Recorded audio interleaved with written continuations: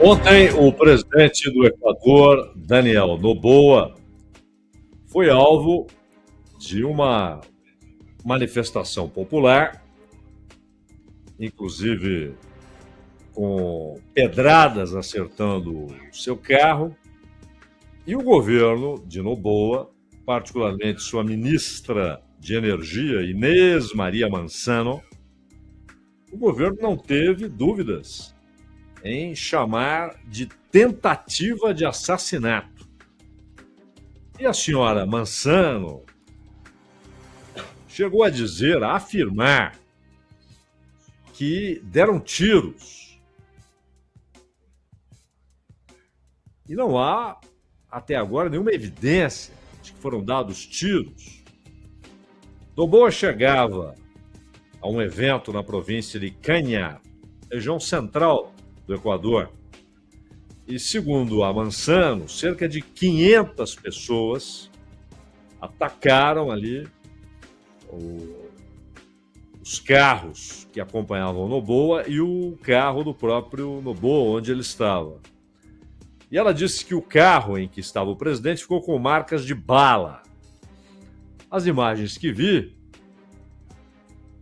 mostram vidros quebrados, mas não marca de bala. Vidros quebrados, podem ser pedradas, se deram tiro,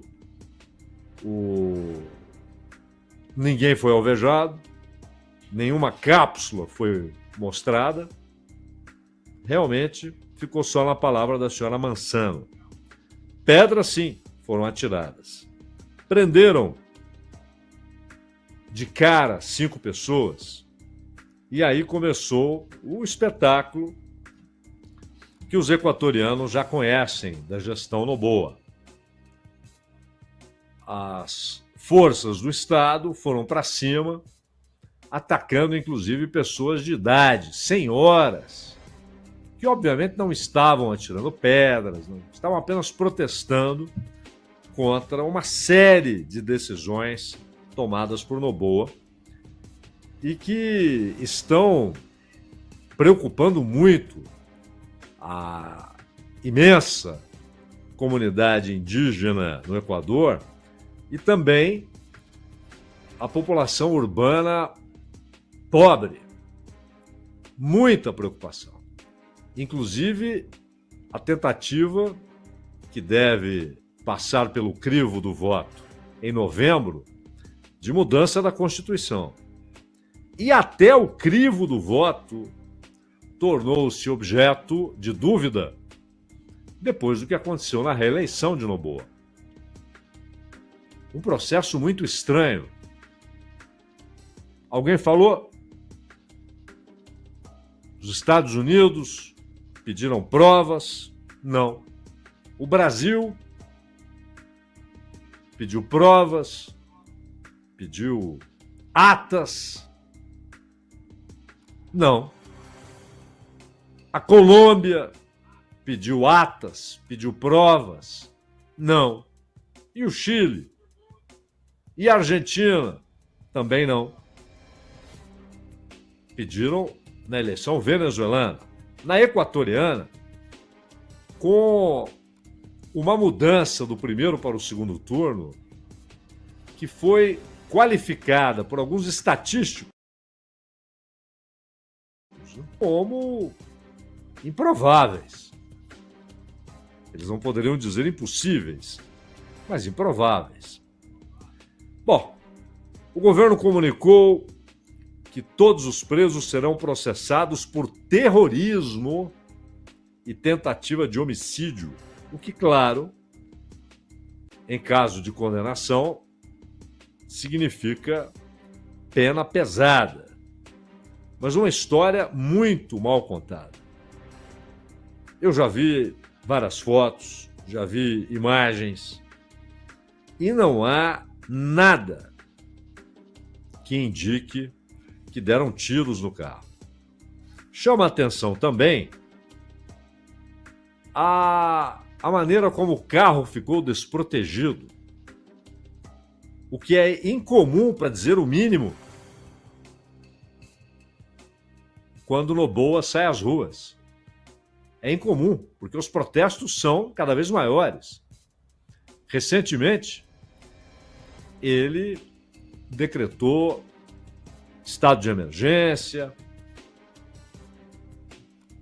ele cortou eletricidade e sinais de internet de vastas regiões indígenas e de populações rurais em geral, para evitar convocações de manifestações, de protestos, a regiões onde há protestos contra a maneira como o governo está tratando a questão da exploração de petróleo, sem nenhuma consideração pela legislação, pelos interesses dos povos daqueles lugares, e inclusive com o exemplo já dado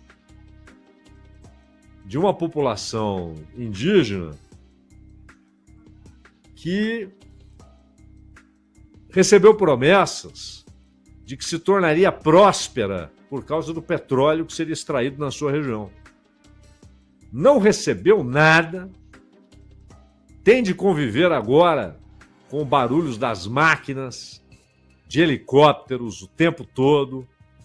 Os pássaros fugiram, com todo aquele ambiente completamente diferente do natural.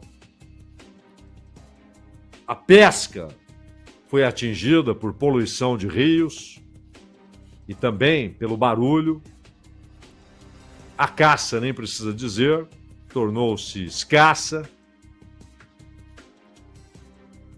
E começa a haver problema no abastecimento de água.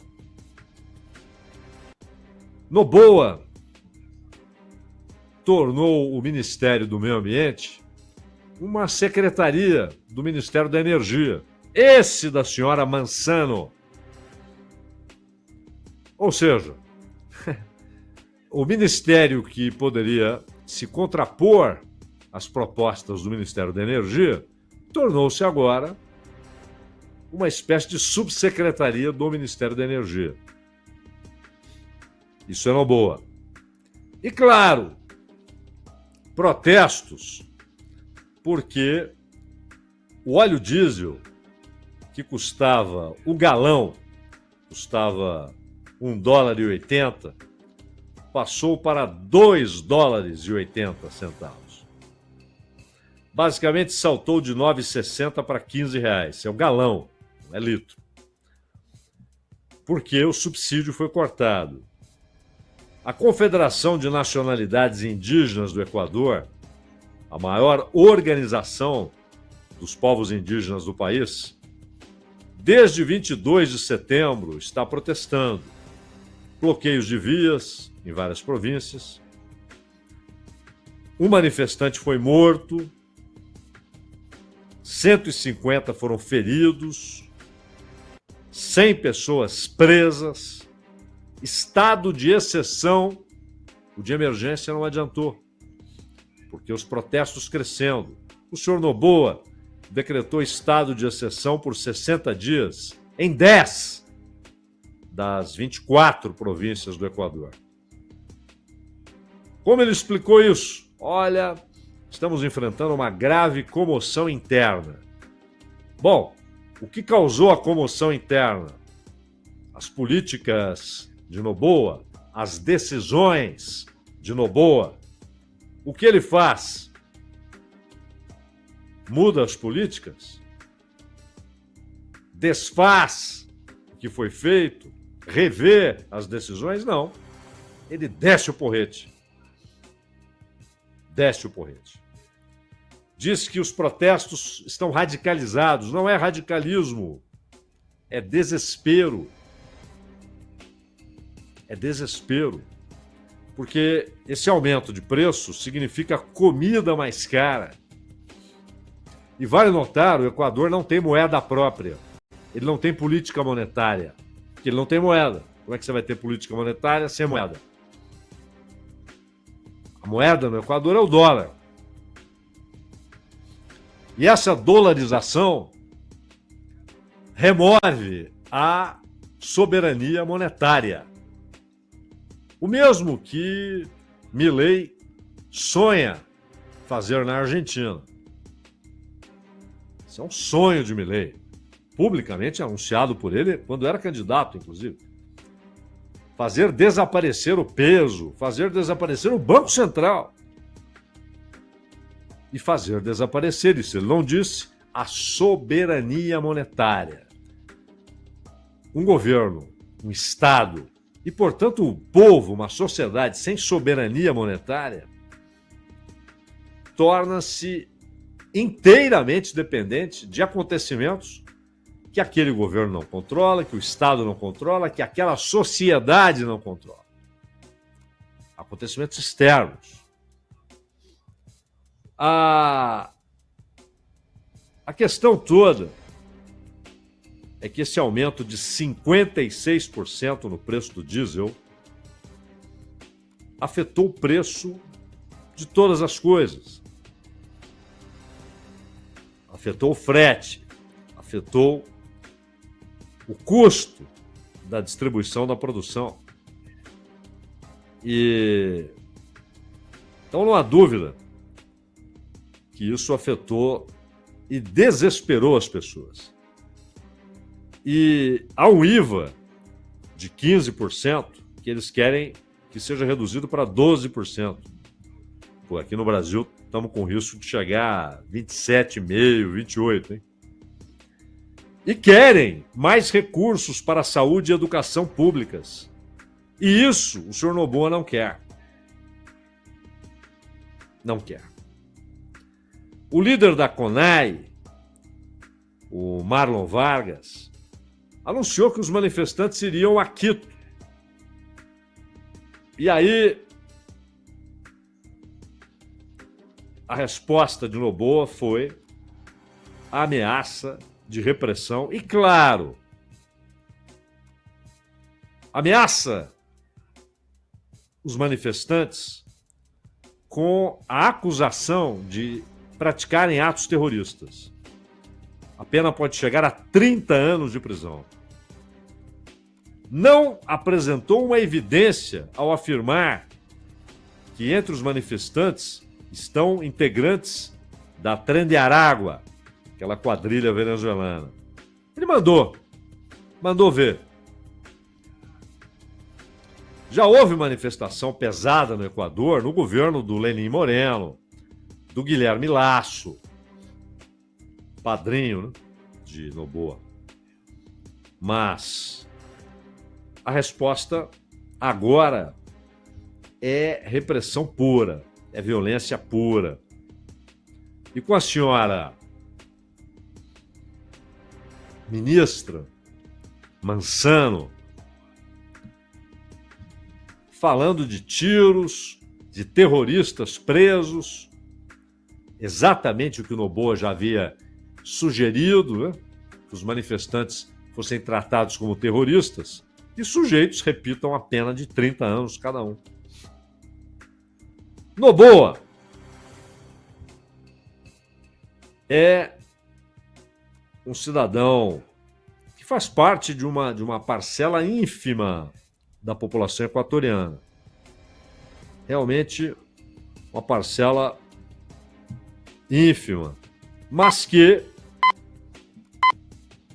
é proprietária de grande parte da riqueza produzida no Equador. Não da maior parte, a maior parte é do capital externo, que é o patrão de Noboa. É o patrão de Noboa. Ele que nasceu nos Estados Unidos, tem um império empresarial, herdou, né, um império empresarial, não construiu esse império empresarial. Inclusive a sua família é uma das principais exportadoras de bananas do país. Antigamente, não só no Equador, mas ali na América Central, não só na América do Sul, mas também na América Central, você tinha, e ainda tem em vários países, as plantations, né, controladas por companhias estrangeiras. E a banana tornou-se uma espécie de símbolo Foi daí que veio a expressão República de Banana, Republiqueta de Banana, onde tinha golpe toda hora, onde os Estados Unidos mandavam e desmandavam. Então, Noboa é um filho desse conceito de República de Banana, desse conceito econômico da plantation, das corporações que dominam países inteiros e fazem de sua população apenas um exército de mão de obra barata. Contra isso, já na década de 30, assim, surgiu na Nicarágua o Sandino, e ali havia presença militar dos Estados Unidos sem disfarces. Ele foi morto pela turma do Somoza, que de presente ganhou o país, até ser derrubado pela Revolução Sandinista, no final da década de 70, em 79. Mas El Salvador, as ilhas, né? As ilhas, Granada, República Dominicana e Haiti, que dividem a mesma ilha. Toda a riqueza produzida é para as grandes corporações estrangeiras. E a América do Sul, que experimenta, às vezes, alguns momentos de mais autonomia, de um pouquinho mais de independência econômica, caminha apressadamente para essa condição que soa como condenação histórica de quintal, um quintal de bananas. Então, ele se formou em universidades estrangeiras e a própria assessoria de imprensa diz que é um sujeito que gosta de ser sommelier, gosta de carros e cavalos e é muito, muito rico. Até aí, nenhum problema. Nenhum problema. Ele pode ser muito, muito rico, mas mergulhar na realidade socioeconômica do Equador, querer, de fato, trabalhar pela prosperidade do povo equatoriano, pelo fim da miséria, por uma maior participação de todo o povo na riqueza produzida. Isso não tem nada a ver com o que ele é economicamente, se ele é rico, se ele é pobre, se ele é muito rico. Não é essa a causa. Mas Noboa faz questão de viver nessa separação. Por isso, essas condições são citadas, são mencionadas. Ele faz questão de ficar à parte da realidade econômica e social do Equador. Na segurança pública, ele tenta ser uma cópia de Nayib Bukele, o ditadorzinho de El Salvador. O sujeito que transformou El Salvador num cárcere de aluguel. Aluguel pago pelos Estados Unidos para mandar imigrantes, sem processo legal, sem nada. Transformou El Salvador em um presídio dos Estados Unidos, a serviço dos Estados Unidos. E ele quer ser o Bukele. Aqui também já houve tentativas, né? Recentemente, quem andou posando de candidato a Bukele foi o Zema, né? Visitou o Bukele em El Salvador e voltou cheio de elogios, né? Mas tudo isso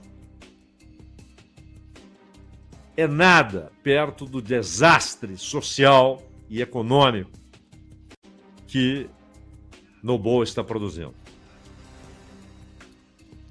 Claro, desde o início, fez acenos desesperados, como um náufrago acenando quando um navio passa distante. um náufrago acenando desesperadamente. Eram os acenos de Noboa para Trump. Milei faz esses acenos até hoje. Um náufrago acenando para o transatlântico. E Milei tem recebido ajuda. Bots cheios de dólares saem do transatlântico em direção à ilha onde está Milei.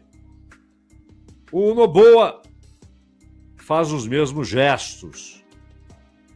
Recebeu o Eric Prince. Eric Prince, ele é o fundador da Blackwater. Quem se interessa por esses assuntos deve se lembrar desse nome agindo no Iraque, matando, prendendo iraquianos. Uma empresa particular que fez contrato com o governo dos Estados Unidos e foi atuar no Iraque. Ora, se fez contrato com o governo dos Estados Unidos para atuar em uma área de guerra, é claro que a Blackwater não é brincadeira. É forte. Tem gente muito bem treinada, normalmente militares, né?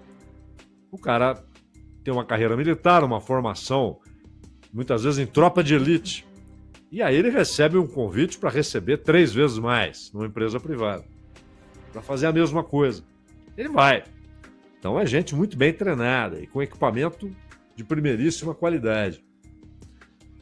Ele quer a Blackwater, o senhor Noboa, no Equador, que não está em guerra. Ou está com seu próprio povo? Ou está com indígenas que só têm pedras nas mãos, como Davi, enfrentando o gigante armado, Golias? Tinha uma pedra. É o que os indígenas têm no Equador. Blackwater? A guerra é contra quem? Noboa precisa explicar. É contra o seu próprio povo? Claro que é. O Equador não está em guerra. Mas não basta Blackwater. Ele também recebeu Marco Rubio. Marco Rubio tem fã-clube na América do Sul, inclusive no Brasil. Virou herói, Marco Rubio. Marco Rubio chegou no Equador e disse: olha, estamos prontos para que as tropas retornem. Por que retornem? Porque a ideia é não apenas reabrir a base americana, mas construir uma base muito maior. Equador, Paraguai também já aceitou, Argentina já aceitou, a Guiana, em razão da questão de Essequibo, pode se tornar um caminho para uma base amazônica. E o Brasil, que pode receber propostas para receber pelo menos 2 bases. Uma próxima da Paraguai, lá na Tríplice Fronteira, e outra amazônica. Noboa, independentemente de ser milionário, bilionário, pobre, não importa. Como presidente do Equador, ele tem de fazer escolhas. E a escolha é entre trabalhar, fazer a parte que cabe ao Estado para que as crianças tenham escolas, para que os pobres tenham hospitais, para que as pessoas tenham emprego. e que não tenham só salário, mas tenham participação na riqueza que produzem. Entre isso e a radicalização, porque não dá mais, é isso que é preciso ser compreendido. O meio termo, a zona cinzenta, o limbo, tudo isso está sendo riscado do planejamento capitalista. É hora de radicalizações. Isso sim é radicalização, senhor Noboa. E para uma parte, é hora de voltar à primeira metade do século XIX. A selva do capital. E Noboa tem essa função, tem esse papel nos planos dos Estados Unidos. E aqui, Estados Unidos, não é o Trump apenas, não é a Casa Branca, não é o Rubio, não é o Departamento de Estado, não é o headset, não é o Departamento de Guerra. É o grande capital que está olhando. O Trump disse isso outro dia sobre o lítio boliviano, o lítio argentino, o lítio chileno, os minerais críticos espalhados pela América do Sul, terras raras, os minerais terras raras no Brasil. Não é joguinho. Não é vamos auxiliar o nosso amigo Noboa. Não. Vamos entregar ao nosso servidor Noboa os instrumentos para que ele cumpra suas atribuições. Então, esse não é um cenário apenas equatoriano. E, por fim, eu estou vendo aqui a manifestação de movimentos indígenas, o CONAI, a Confederação de Nacionalidades Indígenas do Equador, publicou uma nota contra o que chama de acusações infundadas de assassinato, ou tentativa de assassinato, lá na província de Cañar. E disseram que possíveis atos de falsa bandeira. Falsa bandeira é quando você pratica um ato, o governo executa um ato, mas faz com que ele seja visto como ato da oposição. Ou a oposição pratica um ato e faz com que ele seja visto como um ato do governo. É a falsa bandeira. E de acordo com a antropóloga e pesquisadora do Instituto Tricontinental de Pesquisa Social, Pilar Trocha Fernandes, há desconfiança de que o próprio governo tem incentivado o cenário do ataque, inclusive pela estranha, inusitada falta de segurança no comboio do presidente. Jornalismo. Bandeirantes.